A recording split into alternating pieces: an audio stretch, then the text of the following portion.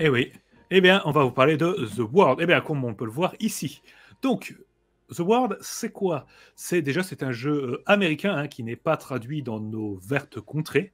Hein. C'est un jeu de Kevin Petker et c'est édité chez Magpie Édition. Magpie D'accord. Games. Petker. Alors, Petker, ouais. C'est Petker, rigolo. oui, C'est Petker. rigolo. C'est Voilà. comme Ou, Monsieur Bistrot la semaine dernière. Voilà. c'est Petker, surnom Chroma. Voilà. Donc, Magpie Édition. Magpie Édition est déjà c'est un éditeur qui est un petit peu connu parce que c'est un éditeur qui fait des petits jeux, même Oui, si récemment. trois fois rien, les jeux, hein, en plus. Hein. Non, mais voilà. Bon, ils ont fait aussi un mastodonte, hein, c'est eux qui font Avatar. Voilà, mais la plupart du temps, on est dans du petit jeu et en général, c'est un principe très simple, mais ils y vont à fond. Ouais. Et Route Voilà. aussi. Ils ont Route, ils ont fait Route, ils ont fait. Voilà. Mais avant la grande épopée, on était dans du jeu un peu plus tranquille, comme Mask, une nouvelle génération, hein, du super-héros pour faire du Teen Titan. Excellentissime. Urban Shadows, Mm. incroyable aussi. Voilà. Et en fait, ou Cartel, dont j'ai envie de parler un de Ouais. ces quatre parce que c'est Donc, super. comme disent Plume Vagabond et Freux, Les spécialistes du oui. PBTA. Ouais, Voilà. Donc, ça. motorisé par l'Apocalypse, ah oui, ce sont les grands spécialistes parce que il y a pas mal d'éditeurs qui font des jeux sous Apocalypse, mais Magpie, ils réussissent à adapter correctement le moteur Apocalypse et pas juste dire Spotch. Voilà, c'est balancé. Un nouveau Et ouais, montage. et C'est ouais, plus c'est le Spotch. Spotch. C'est plus dégueulasse. Ça, je te le dis. Donc, là, The World, c'est quoi? Eh bien, c'est un jeu pour faire du drama en milieu médical. Donc oui, Donc, on jouera le Dr Green, Obsidian. exactement. Donc, niveau univers, ça va être très court parce que le bouquin qu'on vous présente, il fait 48 pages. 48 pages, c'est pas énorme. Hein. Du coup, niveau univers, c'est bien simple. Il n'y en a pas. C'est l'hôpital, quoi. C'est l'hôpital. Donc, si vous avez adoré des séries comme Urgence, Scrubs, Grey's Anatomy ou Doctor House, ce jeu est fait pour vous. Eh bien,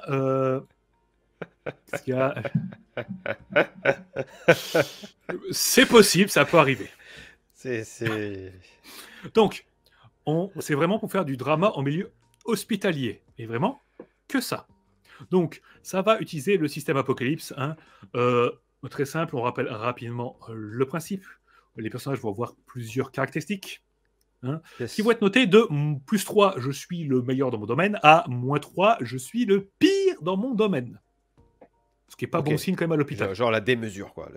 La démesure. En général, on est à du +1, -1, 0. Voilà, c'est à peu près ça. Donc, on lance à chaque fois 2d6, on rajoute une carac, le but étant d'arriver à faire au moins 7. Alors, sur 6 ou moins, c'est raté. Sur 7, 8, 9, c'est réussi avec une complication. Ouais. Et à 10 ou plus, c'est un franc succès. Mécanique extrêmement simple.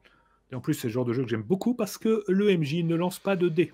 Donc, pour les MJ Poissard, c'est le bonheur. C'est plutôt bien.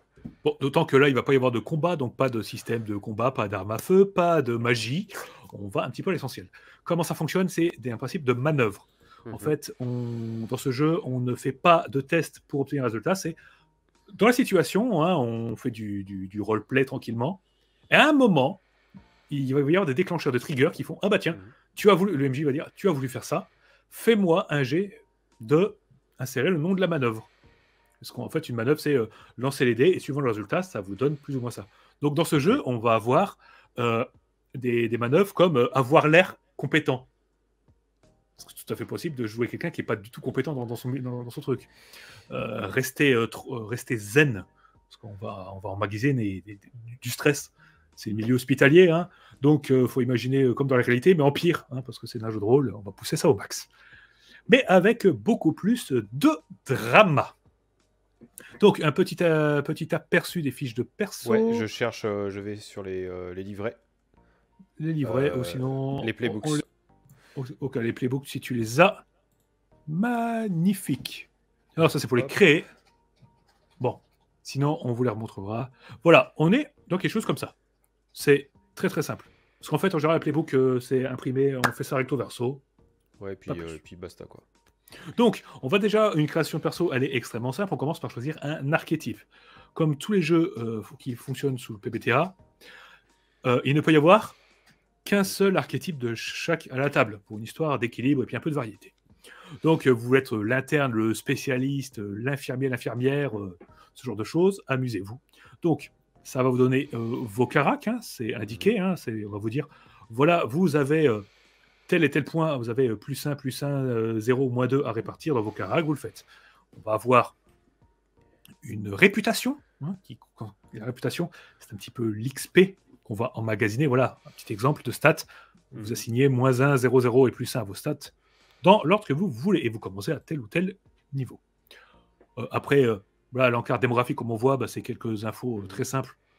Nom, prénom, à quoi on ressemble.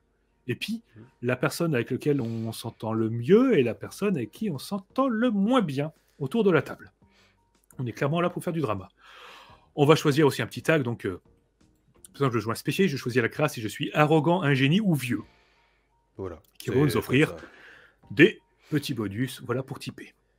C'est extrêmement simple, une création de perso, ça dure, je dirais, 6 minutes, parce qu'il faut au moins 5 minutes pour trouver le nom du perso.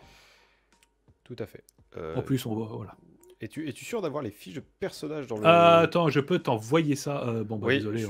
je veux bien, mais parce que du coup, là, je ne... Non, désolé, c'est dans un autre PDF, je vais vous retrouver ça. Voilà, bon, je vais arrêter de partager l'écran, et tu partages le truc, ou tu me le... Oui, je vais vous montrer ça, vous inquiétez pas. Comme tu veux. Donc voilà, c'est juste pour jouer dans le milieu hospitalier. Il y a plein de manœuvres pour donner l'impression qu'on est compétent, même si on est une buse en réalité en médecine. Hein, c'est le principe du jeu de rôle quand même. Mais c'est pas grave, voilà. Il y a des commentaires qui... ah ouais, il y en a, ça s'amuse. Bah déjà, Freux est en partie. Là, voilà, il joue à The World là, pendant qu'il nous regarde. Voilà, c'est exactement ça. Alors, petit exemple, voilà. Petit exemple d'une fiche de personnage. Voilà, une fiche de perso, ça ressemble à ça. Essaye de zoomer un petit peu, si tu peux. Voilà. Ça sera donc, parfait. comme vous pouvez le voir, hein, c'est tout simple. Donc, par exemple, l'interne, je choisis, je vais faire ma fiche de perso, mes stats, le stress, parce que du stress, on va en prendre. Et le stress, c'est un petit côté drama, c'est-à-dire que chaque fois qu'on est humilié par un supérieur ou par un collègue, que ce soit en privé ou en public, on va prendre plus ou moins de stress. Je me prends une baffe de la personne avec qui j'essaye de conclure, ça se passe mal et ainsi de suite. Parce que bon, ah oui, il y a l'addiction. Tous les personnages ont une addiction. Et oui. Forcément. La clope, l'alcool. La folle, la vicodine, voilà, tout ça. Il y en aura. Donc, quelques connexions. Donc, en fait, on va créer des liens entre les personnages dès le début. Donc, petit jeu. Et c'est sur 2 pages. Hein, vous avez la première page et la deuxième, c'est oui, c'est le recto verso, bénéfice et beaucoup de notes, en fait, parce que, basiquement, oui.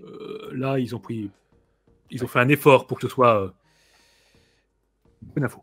Bref.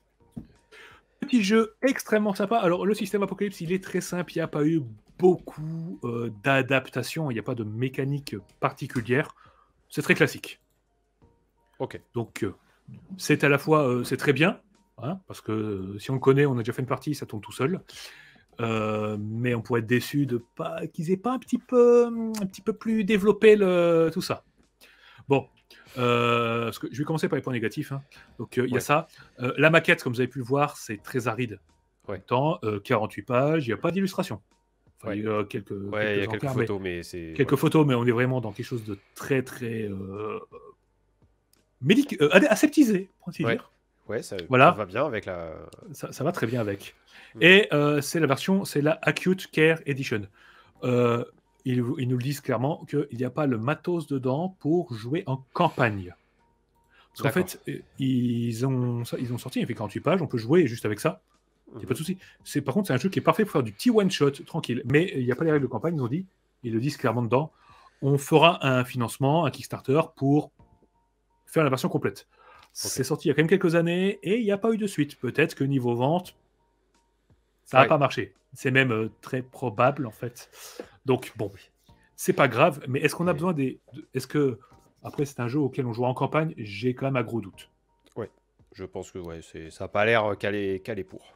Ça n'a pas l'air calé pour, voilà. Mais si vous avez envie de faire quelque chose de très différent de ce qu'on fait d'habitude, hein, Autre chose que, tiens, on va jouer des aventuriers dans du médiéval où, tiens, l'un d'entre nous a encore hérité d'un vieux manoir de son oncle chelou. C'est vrai. Ça peut être très sympa. Après, par contre, ouais, niveau explication du système Apocalypse, on est quand même... c'est pas terrible, malheureusement. Ok. Oui. Hein, on n'a pas, contrairement à, par exemple, un jeu comme Monster of the Week qui avait pris le temps de présenter le système avec moult exemples, là, il n'y a pas. C'est-à-dire que si vous ne connaissez pas le système Apocalypse ou si vous ne l'avez pas vu dans un let's play ou quoi que ce soit, ça va être vachement compliqué. Ok. Même avec l'exemple en fin de partie. Il y a un petit exemple en fin de partie, ouais. ça peut aider. Enfin, ouais. Mais pas... ça manque encore un petit peu. Bon, après, on n'a pas besoin non plus d'énormément d'explications. Niveau création de scénario, c'est une série médicale, quoi. Plus c'est absurde, mieux c'est. On va tout mélanger. Voilà. Clair. En plus, on a une explication des différentes phases d'un scénario et juste la formulation, ça c'est... J'ai trouvé ça absolument génial. Hein. Vous avez le pré-op. Pré-op, c'est la mise en place. Intra-op, c'est la partie post-op. C'est la fin de partie. Et puis on peut avoir même le post-mortem où là, c'est le débriefing. Ok. D'accord. Bon. Putain, les gens. Donc un petit jeu, voilà, donc un petit jeu extrêmement sympathique et surtout qui ne coûte pas cher. Hein. The Ward, la version papier, elle est à moins de 9 €. Bon, par contre, c'est de l'import. Donc tu payes 15 €. Voilà, on va dire au moins 15 €. Mais elle est sur Drive-Thru RPG et vous l'avez pour moins de 5 € en PDF. Ouais, c'est ça. Et franchement, c'est super lisible. Pas besoin d'avoir un niveau en anglais incroyable. Dès qu'on a les bases, on peut jouer à ça sans aucun problème. D'accord. Et voilà. Bon, écoute, merci pour ce petit donc dessus. Je regarde s'il y a des questions. Je ne crois pas. Ils sont en train de jouer à The Ward, en fait. Voilà. Ça va. Crossover avec Doctor Who. Non. Tout à fait. Mais oui, bien sûr. Oui, tout se mélange avec Doctor Who, puisque... En plein milieu d'une opération, le TARDIS qui apparaît, impeccable, parfait. Ouais, impeccable pour kidnapper un médecin.